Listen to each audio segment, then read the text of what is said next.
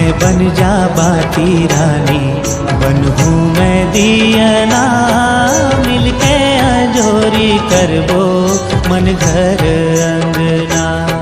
तै बन जा बाती रानी, बनूं मैं दियना, मिलके अंजोरी करबो मन घर अंगना। फुलवा महके फुलवारी, 12 महीना संगवारी। फुलवा महके फुलवारी, 12 महीना संगवारी। दिन होली रात देवारी, तोर संग मारे। मैं बनूं